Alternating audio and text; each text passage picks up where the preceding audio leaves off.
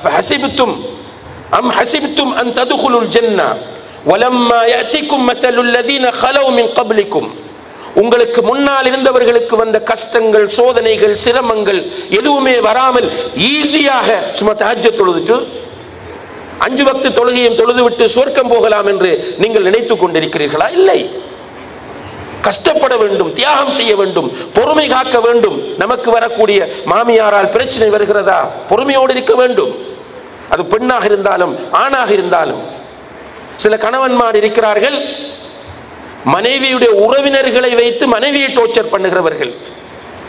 இந்த உலகத்தில் அவர்கள் ஏதோ தங்களை சமாதானப்படுத்திக் கொண்டிருக்கலாம், ஆனால் ரப்புல் ஆலமீனுடைய பிடி மிக கடுமையானதாகும். அதே போல சில மனைவிமார் இருக்கிறார்கள், கணவன் தன்னிடம் வைத்திருக்கிற அன்பை பயன்படுத்தி அவனுடைய உறவினர்களை விட்டு அவனை துண்டித்துக் கொண்டிருக்கிறார்கள். நிச்சயமாக அவர்கள் அல்லாஹ்வை பயந்து கொள்ள வேண்டிய லேசில்லை. அதுவும் நம்ம வாழக்கூடிய காலம் அல்லாஹ்வுடைய தூதர் ஸல்லல்லாஹு அலைஹி வஸல்லம் அவர்கள் முன்னறிவிப்பு செய்த இன்னும் ஒரு விஷயம் நடக்கிறது. மௌத்துல் ஃபஜ்ஆ அல்லது மௌத்துல் ஃபுஜ்ஆ என்று சொல்லக்கூடிய திடீர் மரணம். திடீரென மௌத்தாகி கொண்டிருக்கிறார்கள். எனி டைம் மௌத்து வரலாம். மௌத்தாகும் போது ராஹத்தாக மௌத்தாக வேண்டும். சகோதர சகோதரிகளே, பணம் வராது, நகை வராது, பெரிய பெரிய வீடுகள் கூட வராது, வாகனங்கள் வராது. ரசூல் ஸல்லல்லாஹு அலைஹி வஸல்லம் அவர்கள் சொன்னார்கள், யத்பஉல் மய்யித தலாஸா. மௌத்தானிங்கண்ட கபர் வரைக்கும் சில நேரம் 3 விஷயங்கள் வரும். அஹ்லுஹு வ மாலுஹு வ அமலு. குடும்பம், பொருளாதாரம், அமல், 3 கபர் வரைக்கும் வரும். கபருக்குள் நீங்கள் வைக்கப்பட்டதும் யர்ஜிஉ இஸ்னானி வ யப்கா வாஹித். 2 திரும்பிவிடும், 1 மாத்திரம்தான் கூட இருக்கும். அது அமல் மட்டும்தான். ரியலா பார்க்குறோமா இல்லையா? மாஷா அல்லாஹ். சில ஊர்களில் போய் நம்ம ப்ரோக்ராம்கள் நடத்துவோம்.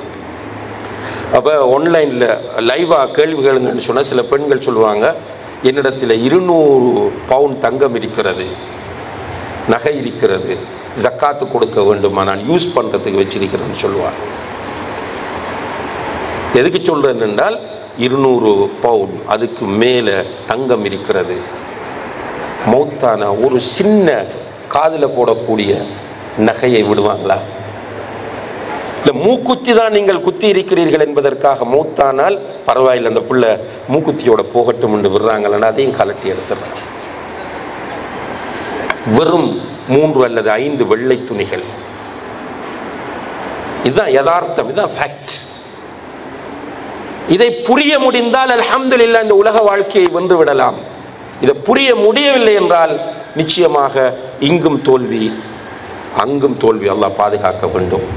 எனவே அன்புள்ள சகோதர சகோதரிகளே, இரத்த உறவு என்பது இஸ்லாத்தின் பார்வையில் மிக முக்கியமான ஒன்றாகும். இரத்த உறவை பேணி நடப்பது கட்டாய கடமையாகும், வாஜிபாகும். இரத்த உறவை துண்டிப்பது பெரும் பாவமாகும். இரத்த உறவை துண்டிக்கிறவன் ஒன்று டைரக்டாக இரத்த உறவை துண்டிப்பது அல்லது இன்டிரெக்டாக இரத்த உறவை துண்டிப்பது, அவன் சுவர்க்கம் செல்ல மாட்டான் என்று நபிகள் நாயகம் ஸல்லல்லாஹு அலைஹி வஸல்லம் அவர்கள் பிரகடனப்படுத்தி விட்டார்கள். எனவே நாம் ஒவ்வொருவரும் நம்முடைய இரத்த உறவுகளை புரிந்து கொண்டு, குறைந்தபட்சம் துபாயில் இருக்கிறோம் என்றால் அவ்வப்போது கால் பண்ணி பேசி அவர்களுடைய பொருளாதார நிலைகளை கவனத்தில் எடுத்து, நமக்கு அல்லாஹ் பொருளாதாரத்தை தந்தால் அதிலிருந்து நம்மால் முடியுமானதை அவர்களுக்கு அனுப்பி, அவர்களுக்கு ஒரு துன்பம் வரும்போது ஆறுதல் சொல்லி, மகிழ்ச்சியான சந்தர்ப்பங்களில் கலந்து கொள்ள முடியுமாக இருந்தால் போய் கலந்து கொண்டு, அவர்கள் பேசவில்லை என்ற காரணங்களை எல்லாம் தூக்கி எறிந்துவிட்டு நான் சுவர்க்கம் போக வேண்டும், நான் அல்லாஹ்விடத்தில் தப்ப வேண்டும் என்ற உணர்வோடு இரத்த உறவை பேணி நடப்பதற்கு நாம் ஒவ்வொருவரும் முயற்சி செய்ய வேண்டும். எல்லாம் வல்ல அல்லாஹ் ஜல்ல ஷானஹு தஆலா அதற்கு நம் எல்லோருக்கும் தௌஃபீக் செய்வானாக. வ ஆஹிரு தஅவானா அனில் ஹம்துலில்லாஹி ரப்பில் ஆலமீன்.